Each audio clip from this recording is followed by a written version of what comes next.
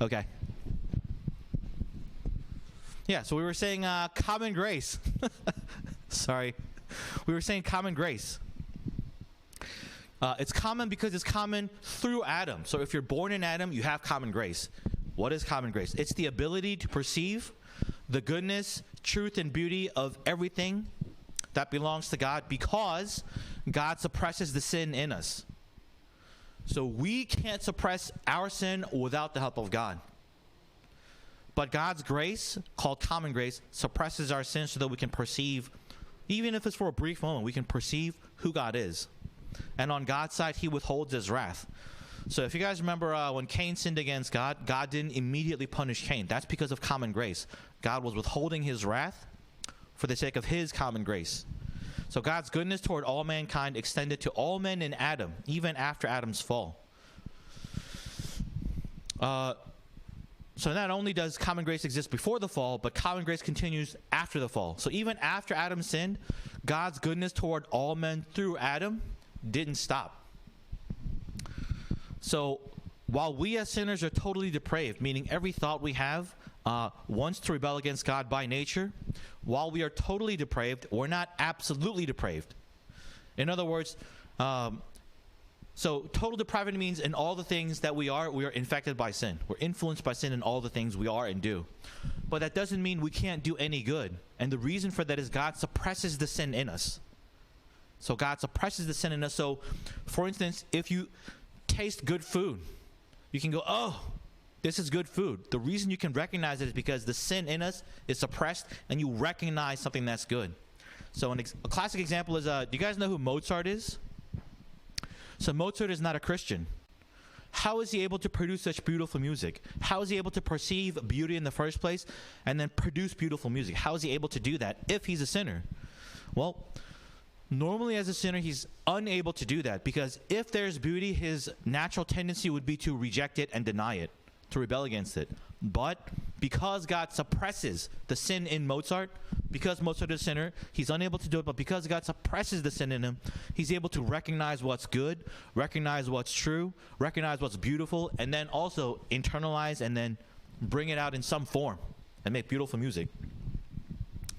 And at the same time, why doesn't God strike Mozart as soon as he, produces a work? Because that work is, he didn't write his music for God. He wrote his music for himself or his audience or somebody else other than God. So the question is, well, that's actually a profane type of work because it's not toward God in a holy manner from a holy heart. So why doesn't God just punish Mozart from producing that kind of profane work? And the answer is because God is also holding back his wrath through this thing called common grace. So common grace acts in two ways. It suppresses our sin, and it also suppresses or holds back God's wrath. And this is everybody in Adam. So what's another reason that God doesn't, or God allows evil men to prosper? What's the reason for that? The second reason is God doesn't leave any room for the sinner to have an excuse. So at no time can the sinner say, I never knew you, God, or I never knew what you were talking about, because everything, right? Everything has order. Why?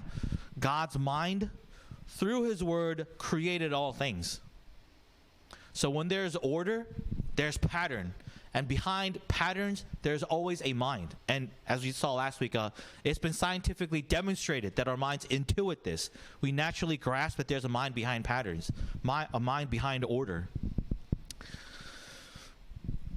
So they know so sinners, right? So sinners, especially when they're evil but they're prospering, they know the truth of God, but they hold that knowledge of God. And here we can say the truth of God now. They hold that truth of God in unrighteousness. How? By denying the mind behind that order. So back to Cain. Despite Cain's city being a city of atheists, they're able to build civilizations. Well, you can only build a civilization if there's order. Does that make sense? If there's no order, you can't build civilizations because things would turn into chaos. People would be murdering each other. So they're able to build civilizations. Why? Because God is suppressing their sin. So that they are able to perceive the order of God, the logos of God, the word of God. So they perceive God's order, and then they're able to excel in these things like science, music. In fact, I remember last time Nama means beautiful or pretty. So they're even able to excel in beauty because of the order of God. So if we turn to Genesis 4:23. And Lamech said unto his wives, Ada and Zillah, hear my voice, ye wives of Lamech. Ada and Zillah, hear my voice, you wives of Lamech. Listen to what I say. I have killed a man for wounding me, a young man for striking me. If Cain's revenge is sevenfold, then Lamech's is 77-fold. Okay. What is going on with this verse? Or these verses? While Cain is a murderer, right? Cain is a murderer. His descendants are becoming worse than murderers now. How do we know? First of all, Lamech, right?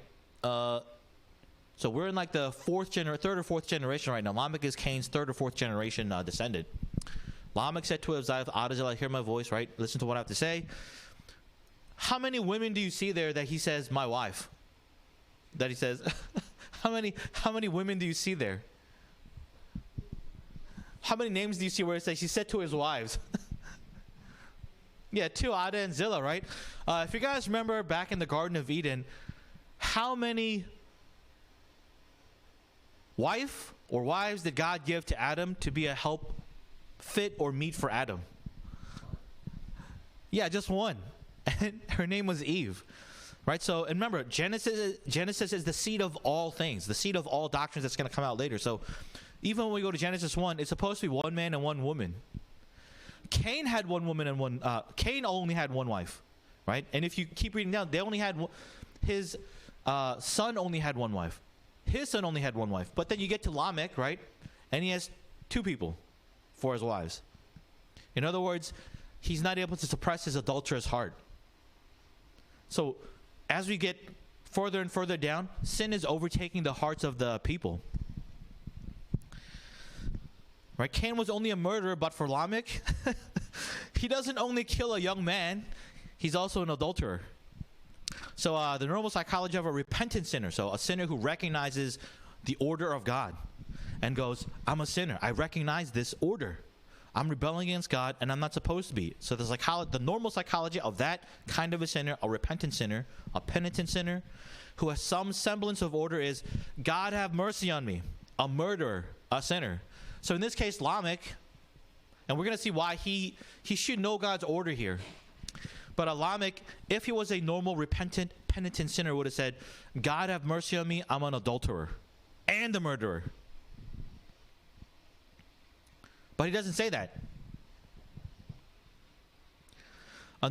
So in a normal process of things, the sinner first recognizes that he is a sinner, and then the second thing he realizes, his sin is first and foremost a sin against God. Whatever it is, even if I lie to my neighbor, he first understands it's bad or it's evil or it's sin because God is good.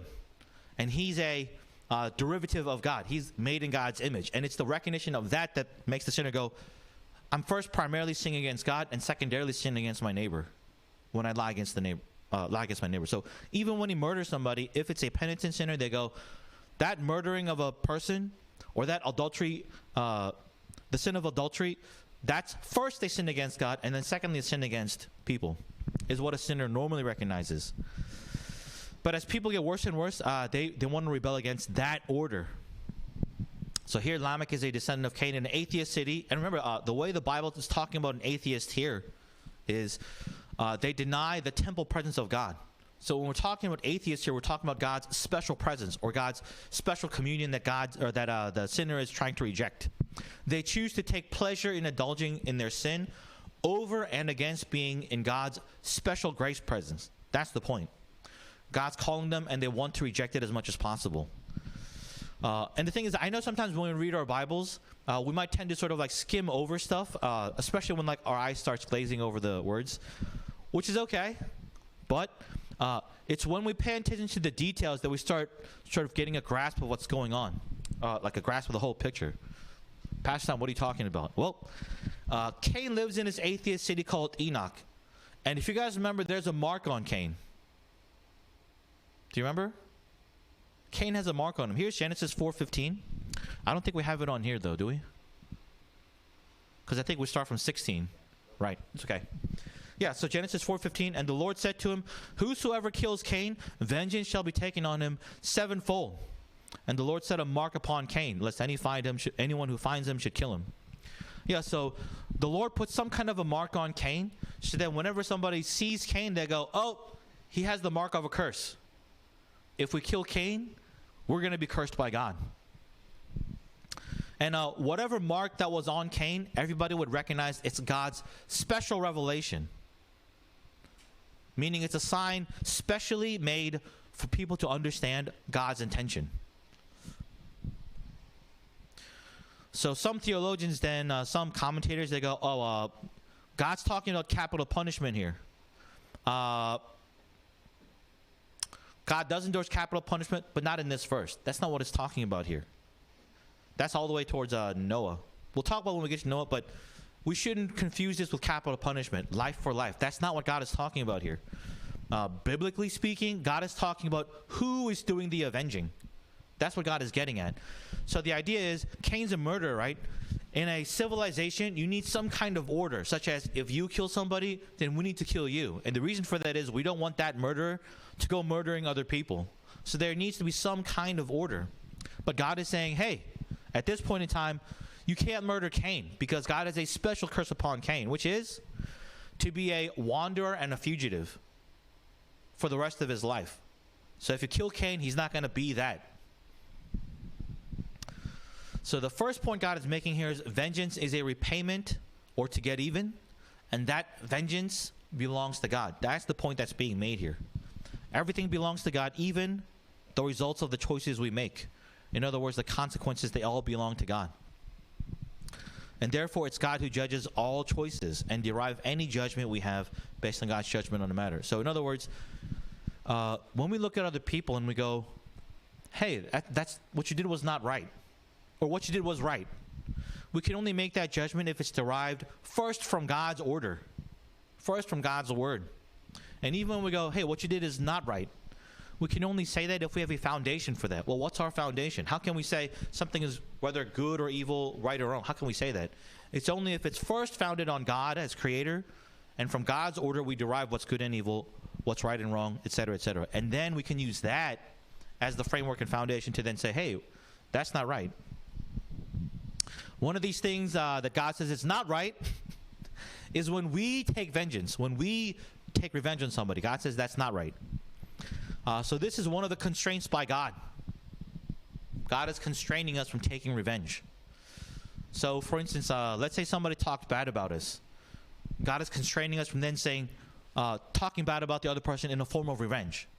Let's say somebody killed, let's say somebody took somebody stole one of our things, and then we try to steal it back.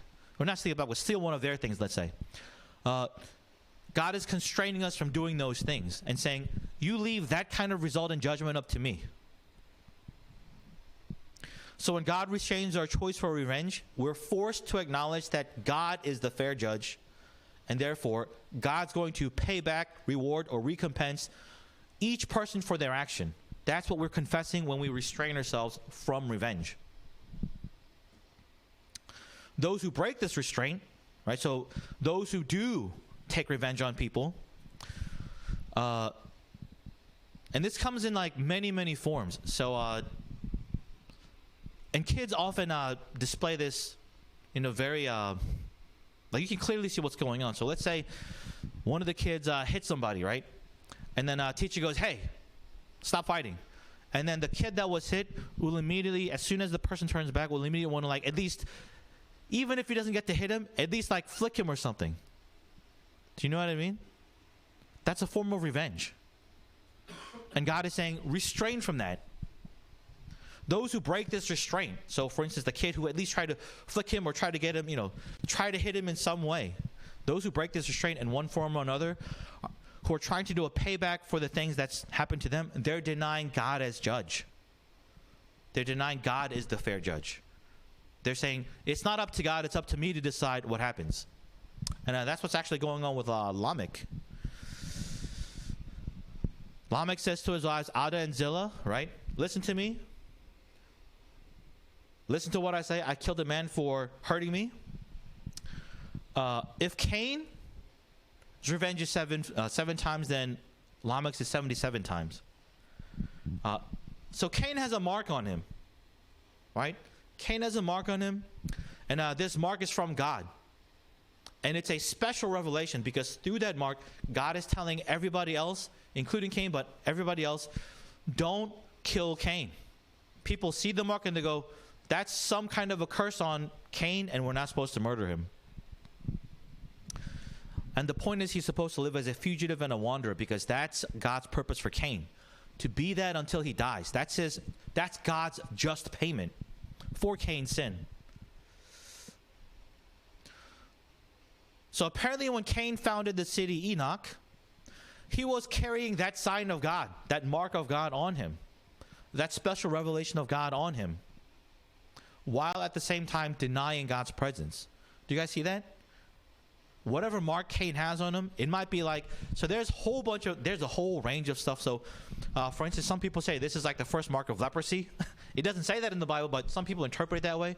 So his skin became all like ashy and white and stuff, right? Some people say it might, his hair suddenly went bald, so that he doesn't have any head. There's a whole, this is just example, so that's not what the Bible is saying. I'm saying this is how people interpret it. So there's some kind of a visible mark on Cain where people can see that and go, we're not supposed to kill this guy because there's a curse on Cain. But that curse comes from God. So Cain doesn't mention that though, right? He builds the city as an atheist city. So he doesn't mention that the curse came from God. He just goes, it's a curse. And we know Cain's descendant Lamech is aware because he's referring to that curse and goes, if Cain is cursed 7 times, right? So we know Lamech is aware of that curse. But do you guys know what conspicuously missing means? Conspicuously missing means like obviously missing on purpose. What's missing on purpose in Lamech's when he says Lamech's speech when he says if Cain's revenge is 7-fold, then Lamech's is 77-fold? What's conspicuously missing? What's obviously missing? Yeah. Right. So whatever mark Cain has, he refuses to tell anybody that's from God, and then Lamech goes, well, I don't know where that curse came from, but if that curse is real, then that curse also comes to me. Or that curse is also the reason why you can't kill me. Lamech is just saying, well, we don't know who's doing the actual avenging, but there is vengeance. We don't know who's doing it, but there is vengeance. Vengeance has its order because vengeance belongs to God. So vengeance has an order. And therefore, our minds intuit another mind behind revenge. Our minds intuit a mind behind revenge. Which is why we understand what revenge or vengeance means instead of thinking it as a coincidence that a person suddenly develops desires to harm or do, harm to another person. Right? Otherwise, it's not revenge, right? Oh, for no reason, I just all of a sudden went to hurt this guy is what it would be if we didn't interpret a mind behind revenge. If we didn't interpret an order behind revenge. And remember, talking about how God restrains us causes us to look toward God to recompense or justly repay us and repay everybody else for their deeds. So going a little bit further, what's going on here with Lamech? Lamech doesn't have a mark from God. He's just declaring it. You guys see that? He's saying there. He doesn't even mention God here. At least Cain, we know Cain got his mark from God. Lamech is just saying, if Cain is cursed, then I'm cursed 77 times. Who gets to decide that? Where's he getting that notion from? From nowhere. He's just making stuff up as he goes along because he doesn't want to get killed. Lamech doesn't want to be killed, so he's just making stuff up. Which is how anyone who does not have God as creator as their foundation, for their thinking, that's how they usually live their lives. They just sort of make stuff up as they go along. They make their own rules as they go along. Because there's no foundation for a reward or punishment system. Here's another question. Why is Lamech scared that people are going to kill him? That's kind of strange. We can see that since the time of Cain, this idea of life for life is in effect. This idea of capital punishment is in effect. Even though that's not God's point, we can see that's in effect because Lamech is now scared for his life because he killed somebody for hurting him. So there is some form of order of God as God suppresses their sin. and they're able to recognize some order, especially some goodness of God, some truth of God, or some beauty of God, so they can build a civilization. And here's the most strange and kind of funny thing about this situation. Who is Lamech telling about this curse? Yeah. Why would Lamech tell his wives, hey, if you kill me, you're going to be cursed 77 times? Why is he telling his wives that?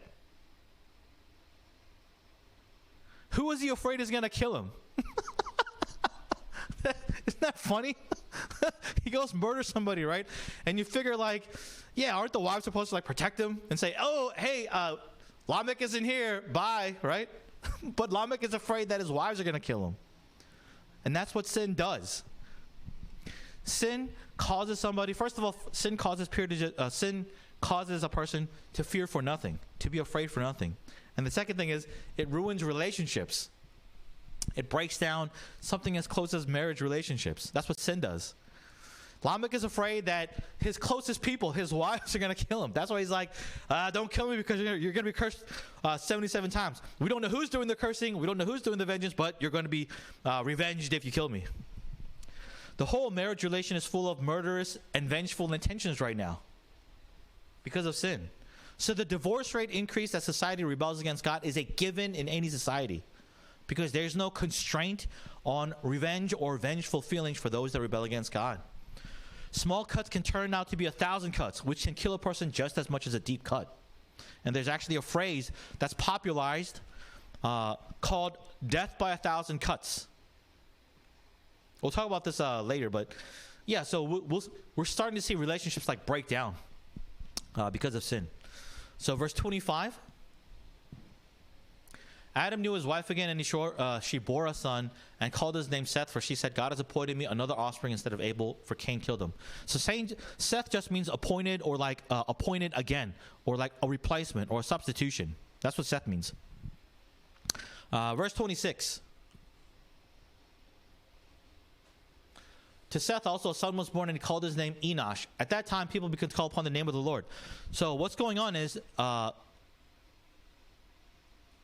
whatever kind of city Enoch was, which is Cain's atheist city, whatever city that was, it's having an influence on the city that Adam and Eve are dwelling in. It's having an influence there. So Adam and Eve have their third child, which is Seth, and Seth sees himself, right, in the line of the gospel lineage. And Seth himself has a son, and he calls his name Enos. And Enos means calling upon the name of the Lord.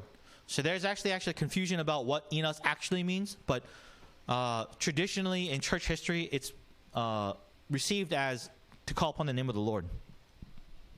Why is this important? Seth's city is now pitted against Cain's city.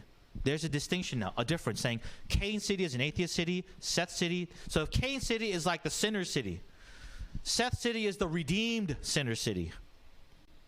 Cain's city is marked by their rejection of God, even when God's special revelation is plainly marked on the founder of the city, Cain.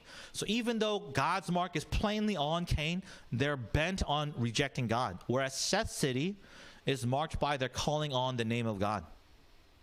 So Cain's city rejects God. Seth's city calls on the name of God. And this is where now the Bible shift their focus onto Seth's line in distinction from Cain's line, starting from chapter 5. This is the book of the generation of Adam. When God created man, he created him in the likeness of God. Male and female, he created them, and he blessed them and named them man. When they were created, when Adam had lived 130 years, he fathered a son in his own likeness after his image and named him Seth. The days of Adam after he fathered Seth were 800 years, and he had other sons and daughters. And verse 5 says, all the days that Adam lived were 930 years, and he died. See, when we read the first part of that, does that sound familiar? This is the book of generation of Adam. Does that part sound familiar to you? Because it should. Genesis chapter 2:4. These are the generations of the heavens and the earth when they were created in the day that the Lord made the earth and the heavens. So they're reflecting on what Genesis 2 says, and it's saying, okay, we want to borrow that, you might say, theology, and we want to build on top of that. The Bible is doing a quick summary at this point up to this section. Just like in Genesis 2, they were doing a quick summary up to that point so that they can further go into details about Adam and Eve.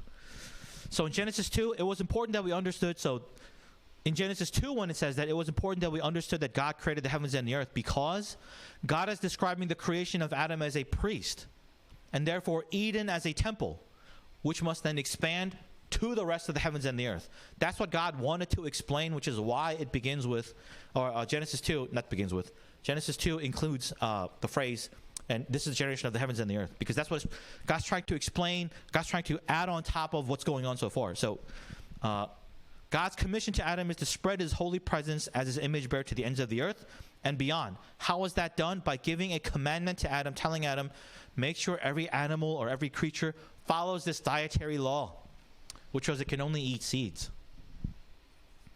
To the degree that the creatures follow this commandment, right? So wherever Adam went, he has to make sure all the creatures are following that commission of God. And to the degree that all the creatures are keeping that commission, that's how far God's presence has spread.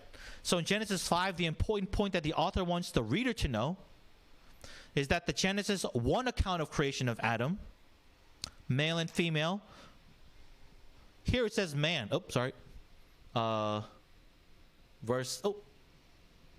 Male and female, he created them, and he blessed them and named them man. That man is actually Adam.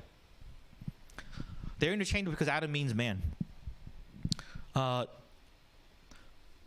male and female both put together are also called man, which is what Adam means in the Hebrew. And this is important because after sin, post-sin, God recognizes that man is still God's image. So both Adam and Eve, even after sin, they're made in God's image, is what God is trying to develop here now. They're infected with sin, and now their image is corrupt, but nonetheless, they still have in themselves the image of God. No longer holy, no longer righteous, but follows after the sin-deformed image of Adam. Right, so it's following that sin-deformed image, but it's still God's image nonetheless. That's what God is trying to point out by beginning chapter 5 with, these are the generations of Adam. Because that becomes, the fact that we're still born in God's image, although corrupt, the fact that we're still made in God's image, God's going to develop that theology throughout the entire Bible. And the restoration of that image of God is where Jesus Christ comes in.